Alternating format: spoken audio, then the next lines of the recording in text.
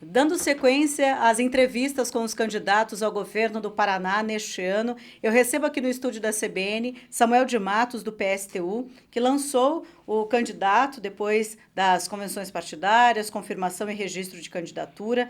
Atualmente, Samuel de Matos é professor de matemática do Colégio Estadual do Paraná e, em 2024, concorreu à Prefeitura de Curitiba. Naquela ocasião, também havíamos recebido aqui o candidato nos estúdios da CBN.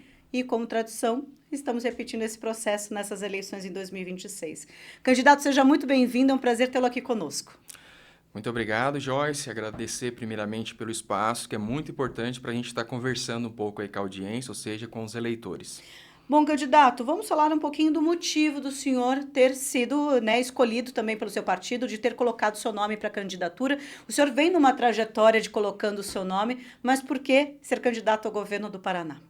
Bom, no nosso partido ele funciona de forma coletiva, né? Então não funciona exatamente como os demais partidos, onde tem uma briga para ver quem vai ser o candidato, né? Nós discutimos coletivamente e antes disso, inclusive, a gente discute qual o programa, ou seja, qual proposta que vamos apresentar, né?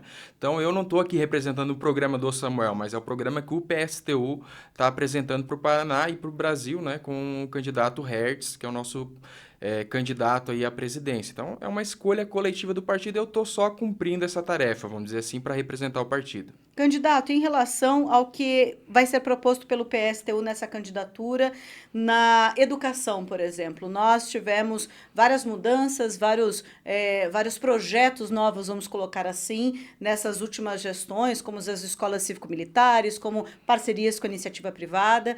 Caso eleito, o senhor continua com esses projetos, vai rever esses projetos? Gostaria de ouvi-lo. Então, nós vamos encerrar todos esses projetos, né? Primeiro que a gente acha que, de fato, a educação está muito sucateada, né? Tem muita propaganda, mas não tem valorização dos trabalhadores da educação, não tem um investimento, de fato, nas estruturas das escolas, né? Por exemplo, a gente vê hoje o Ratinho falando em muito de modernidade, mas a verdade é que a maioria das escolas nem funciona o Wi-Fi direito. Os professores muitas vezes têm que rotear a sua internet para garantir as atividades, né? E começando com a privatização, a gente acha que isso é um problema bastante sério, porque tira dinheiro que era para ir direto para a educação pública e acaba indo para empresas que vão administrar essas escolas.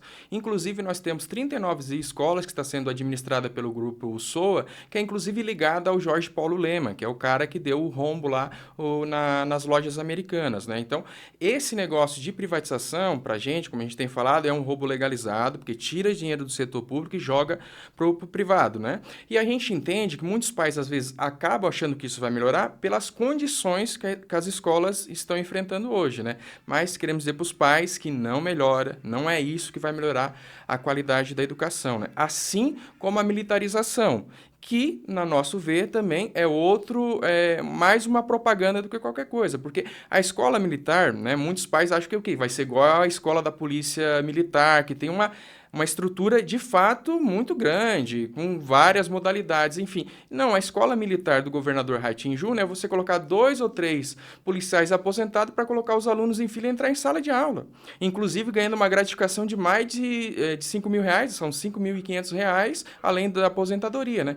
Enquanto os funcionários de escola que fazem esse trabalho e muito mais, né, que a gente sabe que esses cidadãos que estão lá, desculpa, mas pouco fazem, esses são os relatos que a gente tem das escolas, né, os funcionários recebem muito menos R$ 2.100. Então, a nossa proposta é encerrar com tudo isso, acabar com toda a privatização, acabar com o projeto de militarização e investir mais na educação, começando pela valorização dos professores, né, que hoje sofrem uma defasagem, não só os professores, mas os funcionários de modo geral, uma defasagem de mais de 50% no nosso salário.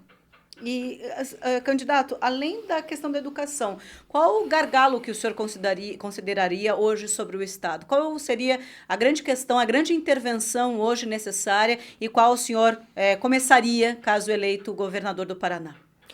Uma grande questão que é importante para a gente é a reestatização da Copel, da Sanepar, né? Não privatizar a Celepar, porque, como a gente falou, né? Esse negócio de privatizar, dizer que vai enxugar a máquina, que o Estado vai ficar mais leve, vai funcionar melhor, não é verdade, né? A gente viu que a Copel foi vendida por 3,1 bilhões. Em 2 anos, a Copel teve 5,6 bilhões de lucro. Isso significa que em 2 anos se pagou e sobrou mais de 2 bilhões.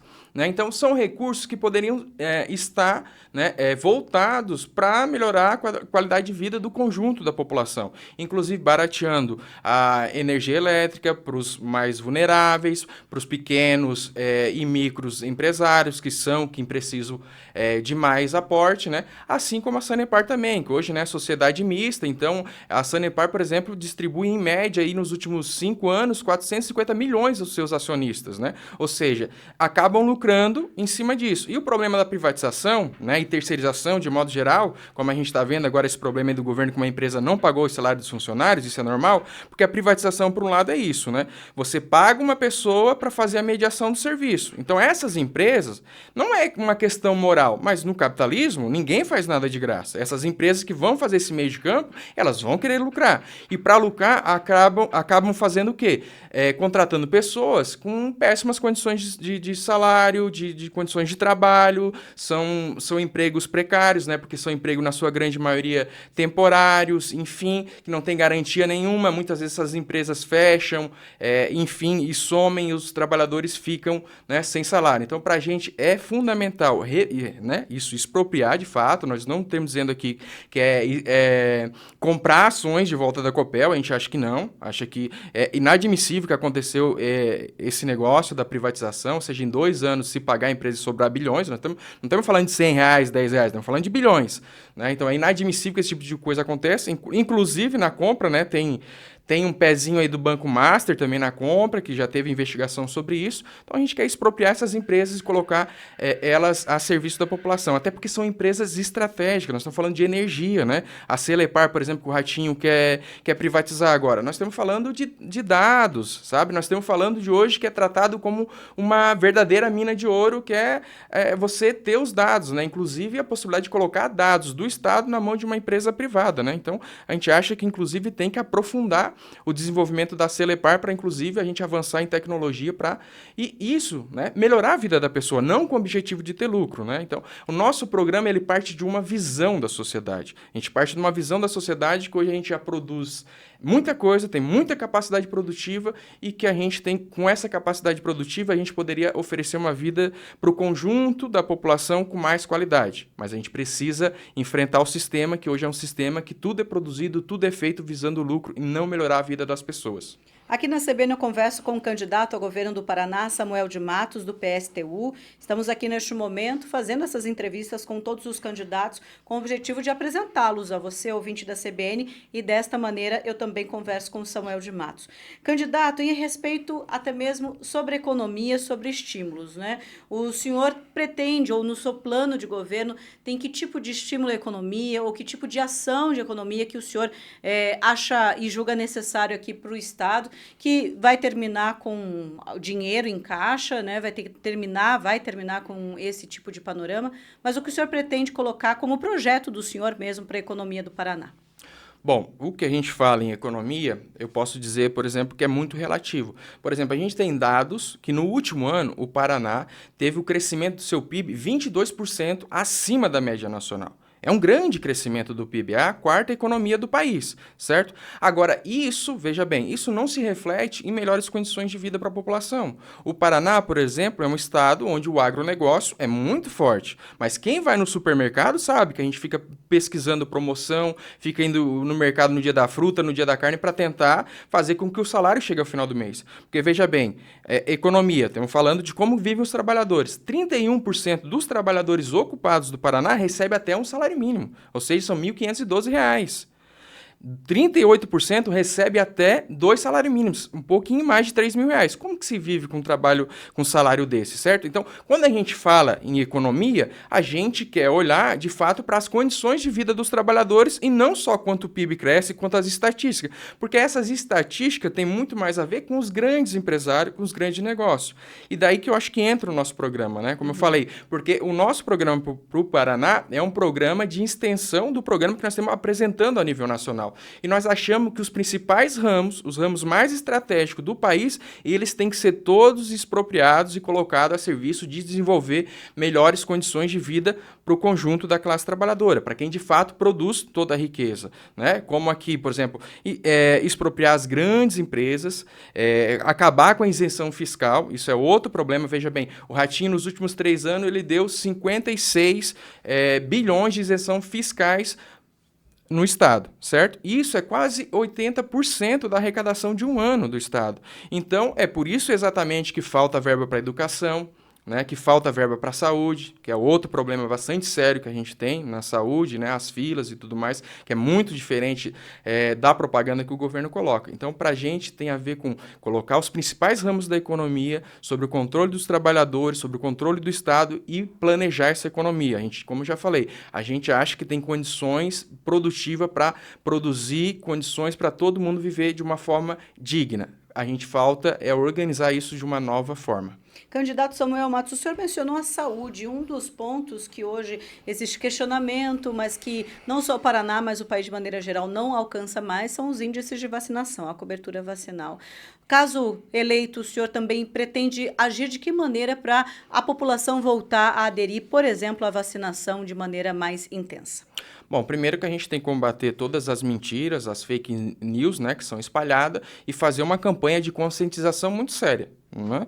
Porque obrigar também não vai resolver nada. A gente precisa investir em conscientização e punir aquelas pessoas que espalham mentiras, porque, veja bem, nós estamos correndo o risco de voltar a ter surtos de doenças que já foram superadas há muitos anos atrás por conta desse tipo de situação. Né? Então a gente vai fazer campanhas para incentivar, né, esclarecer, tirar dúvida, enfim, e se não resolver a gente vai ter que tomar medidas, fortalecer medidas que já existem, por exemplo, matrícula na escola, todo esse tipo de coisa, para que seja feito, né? Porque não só coloca em risco uma pessoa, como o coronavírus, né, que a gente viu, mas uma pessoa não cumprindo, né, com essas questões pode afetar o conjunto da população, né? Então, a gente acha que o direito do indivíduo não se sobrepõe ao direito da coletividade. Candidato, e sobre também segurança? Qual a sua principal proposta em relação à segurança?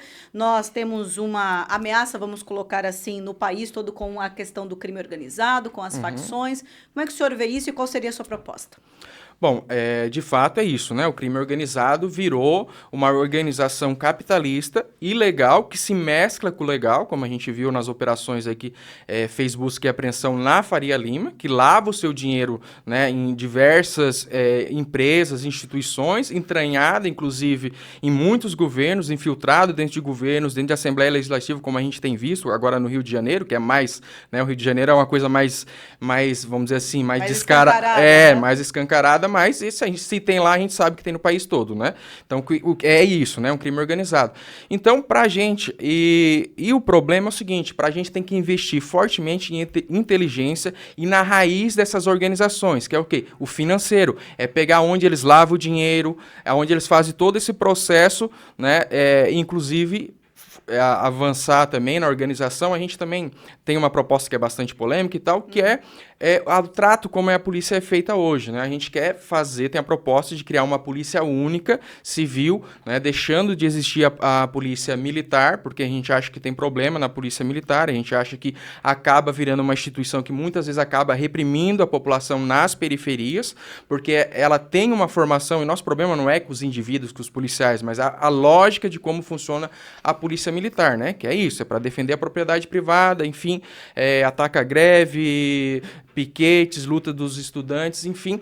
Então a gente acha que tem que acabar com essa lógica da polícia militar, criar uma polícia única, dar direito de organização para os policiais, né, que os policiais que estão lá na base, no dia a dia, enfrentando aí o que enfrentam no dia a dia, eles não têm a mínima, não tem nem a opção de questionar qualquer ordem. Então a gente quer que eles tenham direito de organização, inclusive que não seja mais, né, a justiça militar para eles, uma justiça normal, enfim, e investir nisso, em ações de inteligência para quebrar, né, o crime organizado a partir da sua raiz, que é o dinheiro, é o financeiro. É por ali que a gente vai pegar eles. Candidato, e para finalizarmos, gostaria que o senhor deixasse um recado para o eleitor, para o ouvinte da CBN, para conhecê-lo ainda mais nesse processo de realmente conhecimento para uma melhor escolha para garantir o seu voto em outubro. Por favor.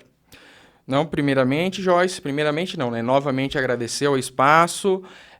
Faço um chamado a todos a conhecer o nosso programa, conhecer as propostas que nós estamos apresentando. Nós estamos apresentando propostas para resolver os problemas da maioria da população, da classe trabalhadora e de quem de fato produz toda essa riqueza. Inclusive, estamos propondo conselhos populares para governar no dia a dia. A gente acha que a população tem que se engajar mais, tem que decidir tudo no dia a dia, pelos conselhos populares, se organizando nos bairros, nos locais de trabalho, para a gente de fato tomar em nossas mãos o controle de toda a produção, né? Pedi aí para todo mundo me seguir lá no Instagram também, @samuel.de_matos, para acompanhar um pouco mais o nosso trabalho. Obrigada, candidato Samuel de Matos, do PSTU, também nesta rodada de entrevistas com os candidatos ao governo do Estado aqui na CBN.